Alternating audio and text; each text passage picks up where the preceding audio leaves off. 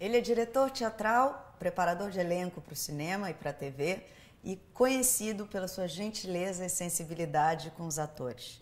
Eu tenho o prazer de receber aqui no estúdio do Revista, Sérgio Pena. Querido, muito obrigada por você ter vindo. Eu queria que a gente começasse falando sobre a preparação de elenco. O que você faz? Como você definiria o seu trabalho de preparação de elenco? É assim, caso a caso, eu às vezes também não sei exatamente o que eu faço. Mas eu procuro estar do lado dos atores exatamente nesse trabalho de estudo, de pesquisa, de mergulho, de compreensão da dramaturgia e das personagens, né? Então, é uma profissão muito solitária, você sabe disso. E acho que há algumas coisas que devem ser solitárias e manter-se solitárias. Acho que há algumas descobertas, algumas coisas que vêm à tona durante o processo e que o ator tem que viver sozinho. Então eu procuro também não invadir muito e nem entrar muito em determinadas questões que realmente cabem ao ator. Mas ao mesmo tempo eu procuro estar o máximo do lado dele. E também, no caso, fazendo uma ponte com a direção, não é? Com a obra como um todo. Então eu converso muito com o diretor, eu procuro entender muito que história que ele vai contar, como ele vai contar, as emoções, as questões dramáticas que estão em jogo, para eu estar do lado do ator e a gente poder contar essa história juntos.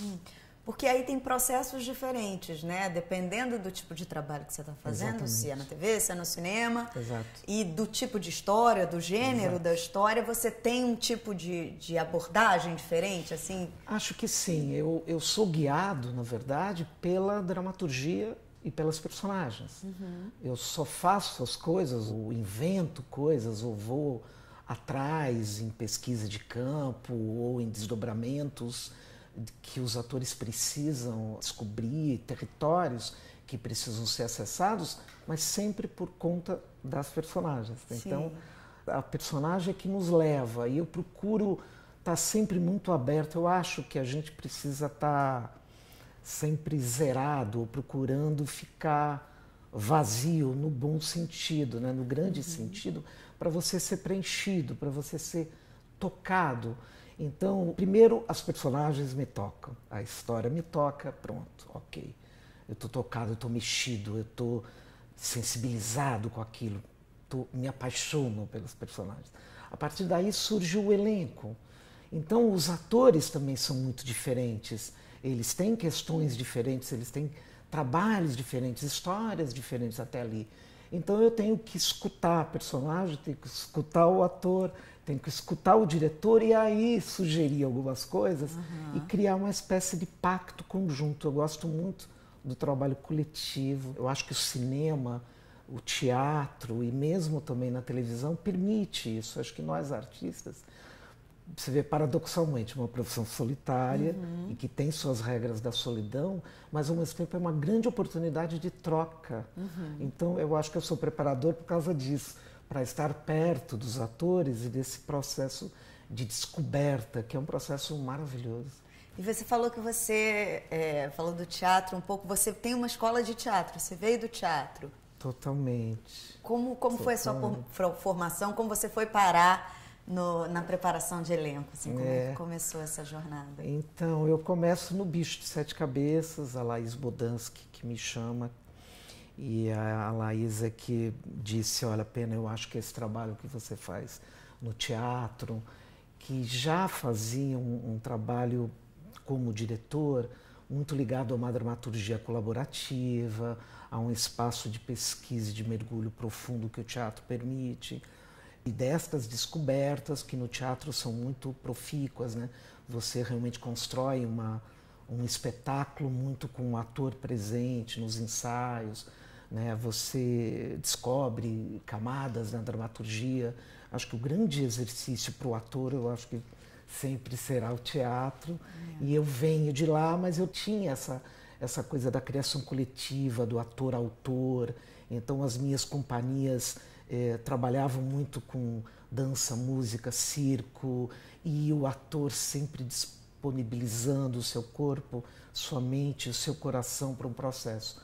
Quando a Laís viu alguns espetáculos e a gente já se conhecia antes, ela falou, por que não no cinema?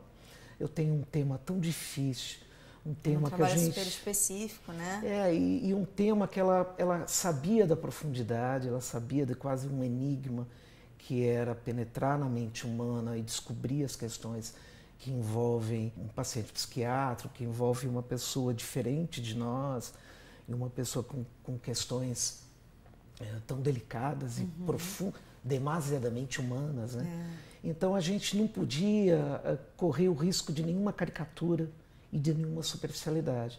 Então ela me convidou para fazer um mergulho junto do elenco para a gente descobrir esse mundo, guiados pelo livro, né, do Astrogésilo Carrano, que é um livro de um depoimento, né, pessoal. Ele passou uma temporada no inferno e contou isso. E a partir daí a Laís percebe que talvez esse trabalho que eu já fazia no teatro podia ser desenvolvido também no cinema. E depois foi uma grande, eu não digo uma surpresa, porque durante o trabalho você vai percebendo, mas a gente compreendeu a dimensão do cinema quando você vê que todos os detalhes e todas as sutilezas e todas as nuances que estavam no processo ficaram no resultado. Isso é maravilhoso. Maravilhoso. Então eu descobri que realmente eu podia fazer cinema, eu podia colaborar. A Laís descobriu que ela podia fazer um cinema que dialogasse com o grande público, mas que fosse extremamente profundo e que fosse contundente, que fosse um trabalho realmente artístico, né, de mergulho. Então acho que foi a primeira grande parceria, a primeira grande troca foi com a Laís Bodansky. E aí, em consequência, com o Rodrigo Santoro também, que é uma figura com a qual você vem trabalhando durante muitos anos. Foram aí 15 Fala um pouco aí anos. dessa parceria. A gente é hoje também muito amigo, né? Por conta dessa jornada, né? Essa profissão, ela nos permite, por conta das histórias e das personagens, descobrir muita coisa acerca do mundo, do ser humano, da gente, né? Das relações. E eu tive a oportunidade de, sei lá, trabalhar em 30, 40 filmes com o Rodrigo, trabalhos aqui, fora do país. Então, a gente vai conhecendo as histórias, a gente vai conhecendo os personagens e a gente vai se disponibilizando. Você ser o outro é uma tarefa que exige... por isso que os atores precisam ter seu tempo, precisam ter seu cuidado, porque também essa coisa de se esvaziar para deixar o outro, né, para ser penetrado pelo outro. E eu conheci justamente o Rodrigo na época do Bicho, de 7 Cabeças, e primeira vez, passagem, ele faz lindamente, é um primor o trabalho dele. Lindamente. O Paulo Autran, né, que sugere o Rodrigo para a Laís, por conta do trabalho naquela série Hilda Furacão. Hilda Furacão, exato. E aí, a primeira conversa que eu tive com o Rodrigo, eu perguntei para ele, mas o que mais te mexeu? Qual era a questão do Hilda e do Frei Malthus, né? E ele diz assim, a dúvida entre a carne e o espírito. Aquele foi tão bonito, eu fui almoçar falando. Eu acho que eu gostei desse cara, porque realmente era uma questão forte. Então, acho que a gente se identifica também muito na busca, a gente não se contenta enquanto a gente não for efetivamente tocado pela alegria ou pela angústia primordial da personagem. Sim. A gente, tendo grandes personagens, enquanto você não desiste, e essa é a grande questão, né, do trabalho, quanto mais fundo você vai, mais depois fica gostoso, prazeroso e confortável você fazer, porque você vai de encontro à verdade da personagem. E se você estiver disponível, se você estiver aberto, porque mexe com questões suas internas muito grandes.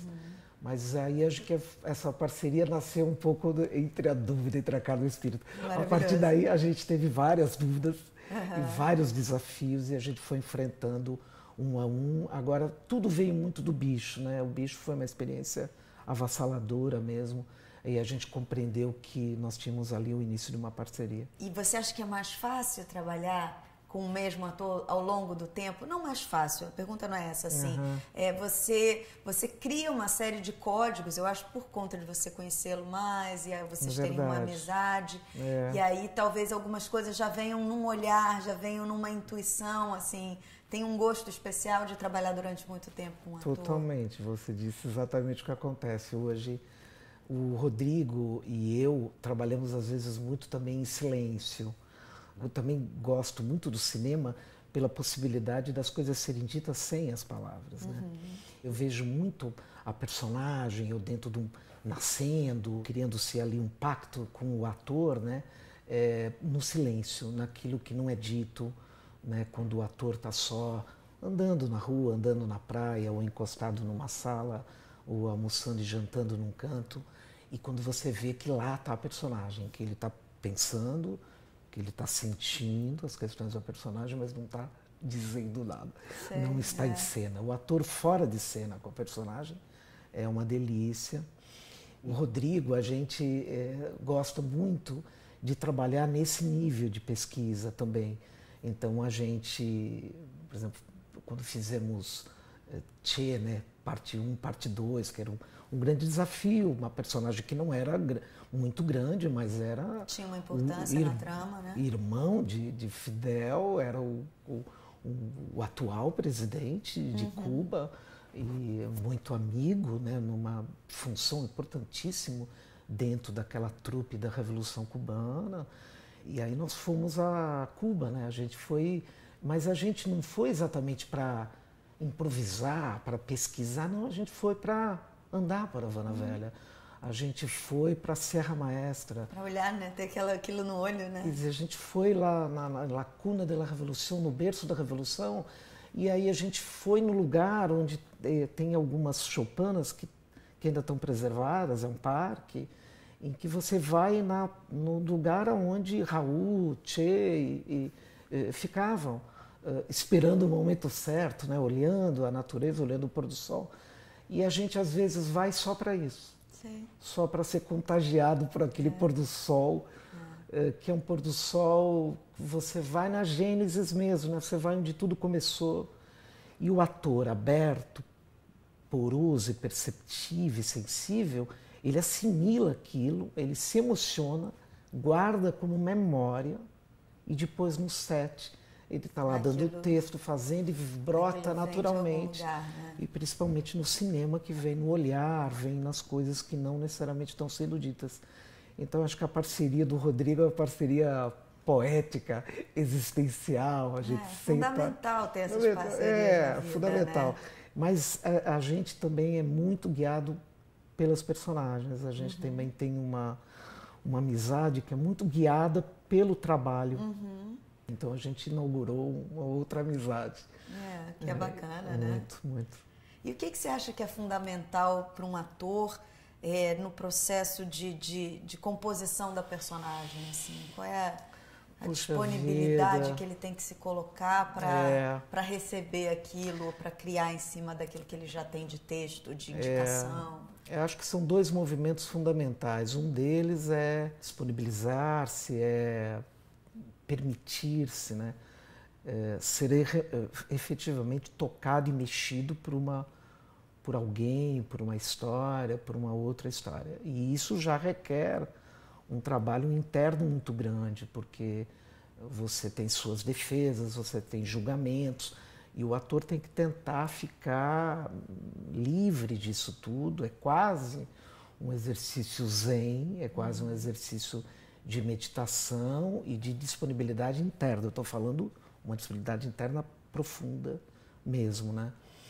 Esse é um movimento. Aí você tem várias possibilidades também disso acontecer na troca, em exercícios, no corpo, em meditação mesmo, em várias possibilidades. Às vezes o próprio ator tem um repertório, senão a gente pactua também um repertório para você ficar absolutamente disponível. Acho que o outro movimento que você tem que fazer é um movimento de compreensão daquela história, de estudo da personagem.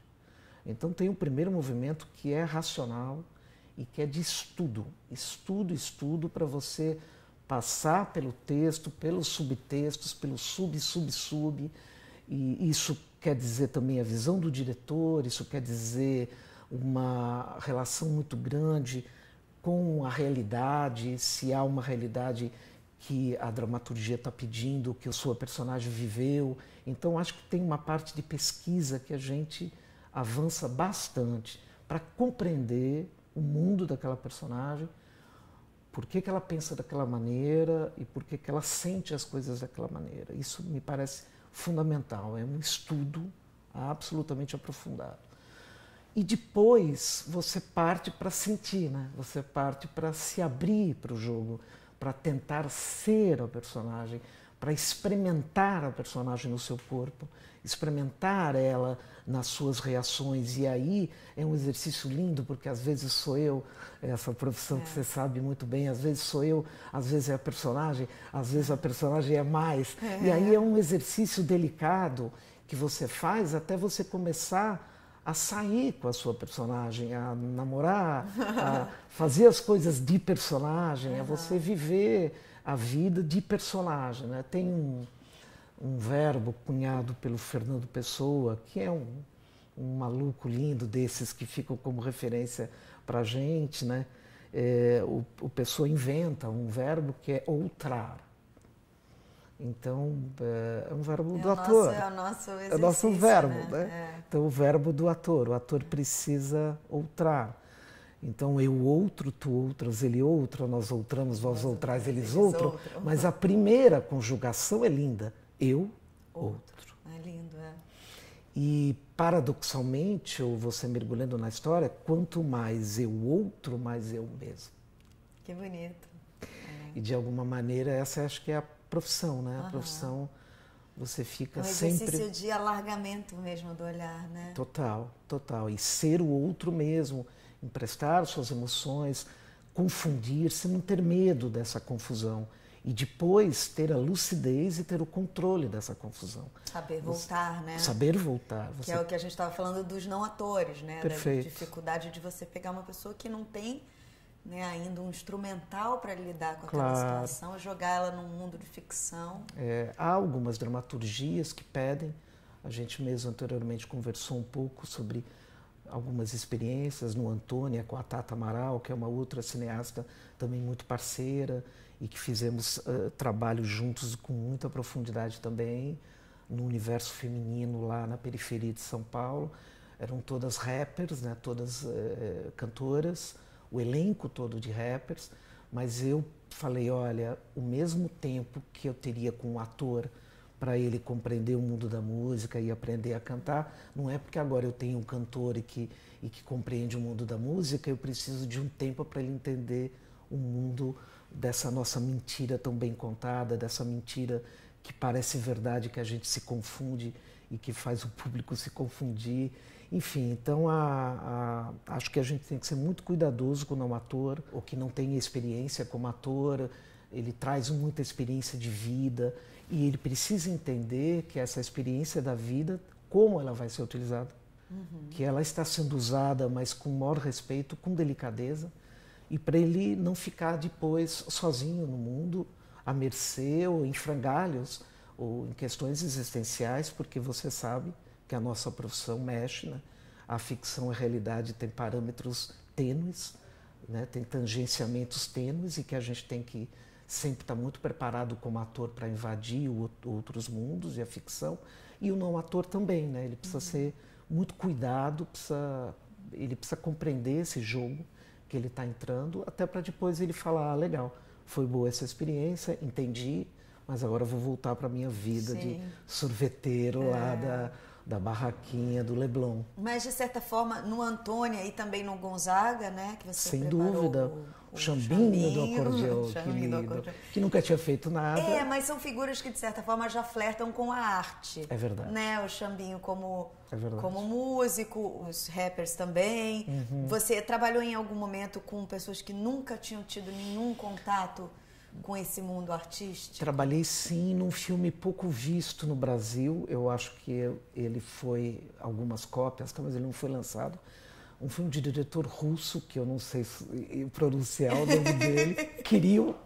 Mernavosovsky. Tartarovsky. Mas o grande figura, ele tinha feito, junto com alguns artistas brasileiros, o curso em Nova York.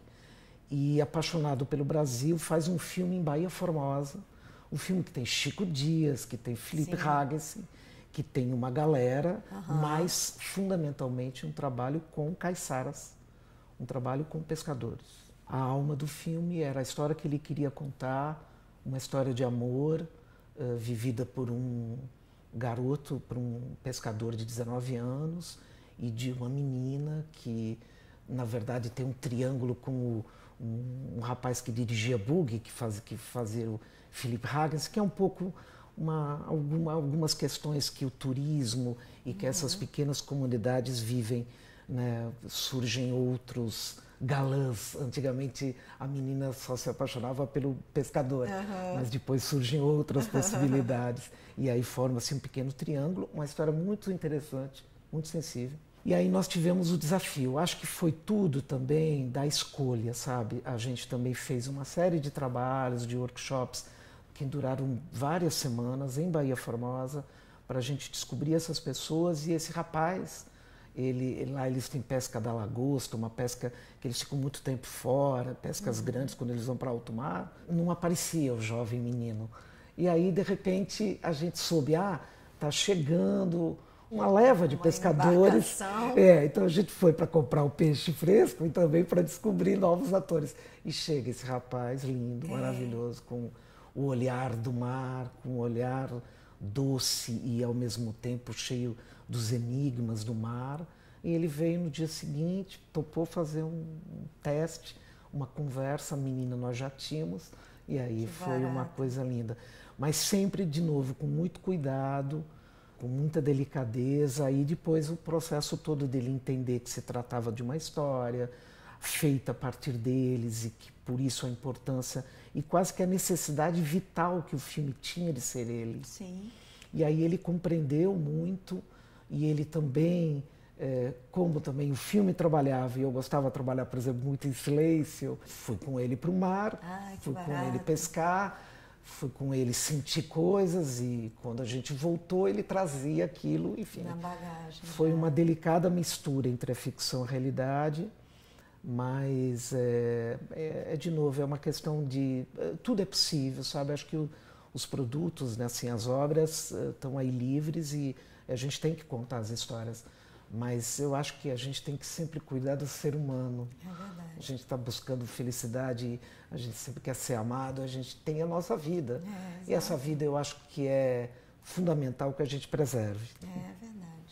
E aí você vem de uma trajetória de processos super aprofundados do cinema, que você tem essa experiência do tempo dilatado. É verdade. E você agora está trabalhando bastante na televisão também. Como é essa possibilidade de poder trazer todo esse referencial, todo esse seu trabalho tão cuidadoso, tão delicado para esse universo frenético da televisão, onde tudo é para ontem? São parcerias que você encontrou que tem esse mesmo olhar? Sem dúvida. O que tornou isso possível? Acho que são vários aspectos. Eu vou dar um exemplo para você entender logo de saída. Estava fazendo um dos primeiros trabalhos mesmo com o Mauro Mendonça, que é um parceiro efetivo. Estamos agora no 4º trabalho juntos.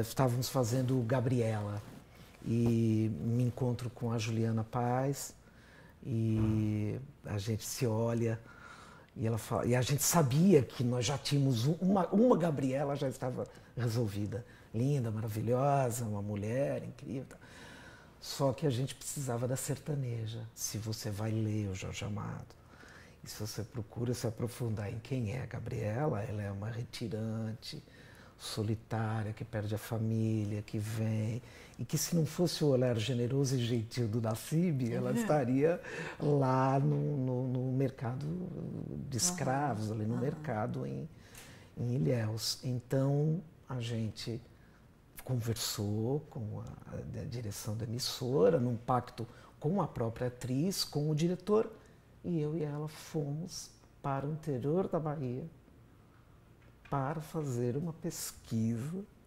sobre uma retirante nordestina. Então, quando eu senti que isso era possível, eu fiquei eu fiquei mais feliz. Eu falei, olha, é uma mudança de paradigma, está acontecendo. Né? Então, a atriz faz um movimento, o diretor percebe, a produção entende e eu, dentro da proposta, fico realmente muito respeitado, né? Então, também quando eles me chamam, eles já me chamam com este olhar que vem do cinema, sim, buscando que eu possa contribuir efetivamente. Acho que ao lado disso, então, a primeira questão é a dramaturgia, a possibilidade desse trabalho e a parceria com os atores. Então, a Juliana topar com recém-mamãe e ela fala, não, eu vou, e é importante, ou seja, ela acredita que mesmo numa novela, mesmo em tudo, que aquele olhar, que aquele calor, que a temperatura, que as questões que ela ia apreender como memória, que seriam fundamentais para a novela. Ela entende. Ela vai, topa. Então, essa é a primeira parceria. Depois, com o diretor, né, que a gente percebe que ele está querendo isso, que ele vai filmar ou vai gravar permitindo espaços de solidão, permitindo espaços fora do texto verbal. Ele já tem, né, já era um horário, e a própria dramaturgia, na hora de ser filmada, na hora de virar produto, já havia um exercício na direção de fotografia, já havia todo um cuidado. Então, é um conjunto de fatores, não é, que se junta, e aí depois o próprio diálogo com o autor, que percebe que também quando o seu ator faz um trabalho dele, as dimensões da sua personagem vêm mais à tona. Então todo mundo passa a se interessar por esse processo, mas é um processo do ator, você entende? Então, de novo, teatro, ator-autor. Então, quando você dá espaço para o ator durante o processo e quando você investiga camadas, o resultado aparece. O ator contribui justamente com essas questões todas internas que são a grande prazer, a grande delícia, né, de atuar, é quando você tem oportunidade e tempo para emocionar as pessoas, né, não só verbalmente ou em cenas de maior contundência dramática e às vezes no silêncio, nas coisas que não são exatamente explicitadas, né, essa coisa mais implícita e sutil. E aí é o que eu sinto que as outras parcerias que eu tive com o Mauro permitiram isso, né? Te contei, fiz depois com Zé Luiz Lamarim O Canto da Sereia, de novo um trabalho intenso, com a Isis, que eu tinha acabado de fazer, o Faroeste Caboclo. Então é um movimento dos atores, a minha chegada e um movimento de toda a equipe. Aí fiz depois Dupla Identidade, e aí eu vou ganhando parceiros, né, como o Bruno Galeasso, como a Isis, né, de cinema, de televisão, e parcerias na direção, como o caso do Mauro. Essa parceria com a direção é fundamental também, né? Assim, onde é que começa o trabalho de um e termina o trabalho de outro? É um jogo de generosidade, de entendimento de que aquilo é melhor para todo mundo, né? Não cabe vaidade, tipo, não, aqui sou eu. Precisa muito... No Dupla Identidade, de novo, um tema muito difícil.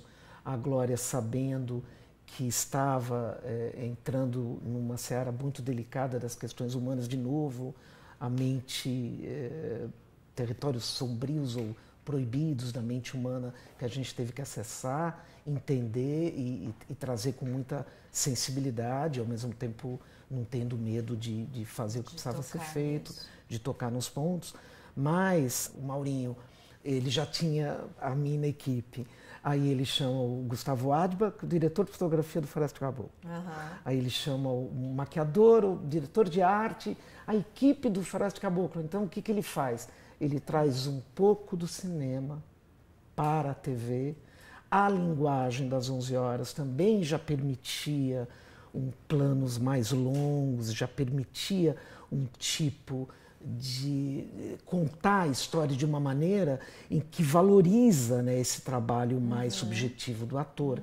Então é uma conjunção de fatores e culminou num trabalho espetacular do Bruno Galeasso, que conseguiu mostrar toda a crueldade, a perversidade e a obsessão, a complexidade da personagem de uma maneira extremamente sutil, praticamente tudo no olhar, sem dizer praticamente nada, sem virar um assassino. Ele era um assassino em série que tinha manias e perversidades terríveis, né?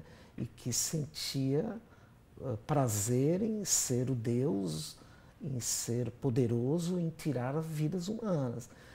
Existem pessoas difícil, né? que duro, né? é duro, mas a gente, de novo, conseguiu sair de qualquer caricatura, de qualquer, eu vou te pegar e te estrangular, muito pelo contrário, né? Um cara que não dava nenhuma bandeira, mas internamente tinha, e ele assustava, né? Ele, do jeito bonitinho e tudo, ele conseguiu assustar as pessoas e conseguiu, a gente conseguiu contar aquela história. Então, a gente fez um pouquinho de cinema.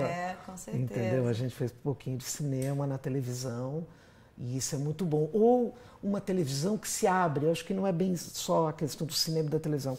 Acho que a TV está inaugurando, ela está se reinventando e ela está buscando novas maneiras de contar as suas histórias, se aproximando das séries também, né?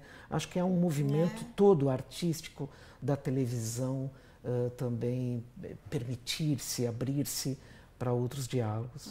E um movimento que todo mundo está ganhando, né? Assim, acho que sim. Contribui para a nossa maneira de contar as histórias, já que a televisão é tão presente também no nosso país, claro. né? Assim, que ela possa cada vez mais ter mais qualidade, trabalhos mais aprofundados. Concordo contigo, né? E a resposta do público é evidente, né? O público tem gostado, o público tem compreendido, né? Também quando você também trabalha nesse registro da inteligência, quando você desafia mais o espectador, ele dá um salto e procura entender o que está acontecendo, ele vai atrás. Então, quando as coisas são menos explicitadas e menos didáticas, ele também gosta. Enfim, é isso tudo. O povo sabe o que quer, mas o povo também quer o que não sabe. Pronto, vamos lá, ótimo. E quais são os seus últimos projetos? Assim, você fez o Dupla Identidade? Fiz, eu estou bastante sendo solicitado pela televisão e tinha sempre isso como desafio também de contribuir na linguagem e também de me comunicar com um público grande, sabe? Eu, quando fiz Amor à Vida, que eu fiz um novelão, Amor à Vida, com todas as questões de um ano e tanto em cartaz, né?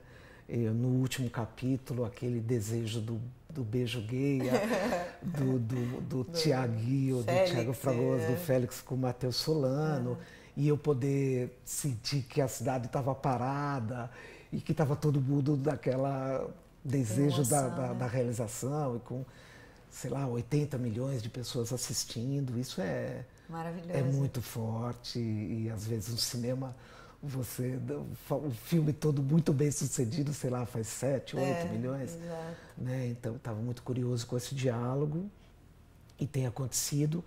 Mas eu estou agora a gente está retomando essa parceria com o René Sampaio para as novas aventuras em Brasília, sobre a égide de Renato Russo, né? Depois do Grande Faroeste Caboclo, a gente tem aí algumas coisas pela frente, Eduardo e Mônica, que é uma história linda, né? Que vai ser filmada. As parcerias com o Rodrigo também são muito grandes. A gente teve algumas parcerias, um filme muito interessante com Juliette Binoche e Antônio Bandeiras, um filme sobre os 33 mineiros que foram soterrados, aquela história real no Chile. E ele faz uma personagem maravilhosa que vive toda aquela angústia e que é responsável. Podia ter sido um grande fracasso, mas foi uma grande vitória. Então, temos algumas coisas vindo por aí. Frente, Muito obrigada, querido. Muito obrigada pela sua presença. Adorei o papo. Tá bom, prazer te conhecer. Igualmente. Beijo a todos. A gente fica por aqui. Se você quiser ver a entrevista na íntegra, entra no site revistadocinembrasileiro.com.br. Eu deixo vocês com mais um microfilme e até mais.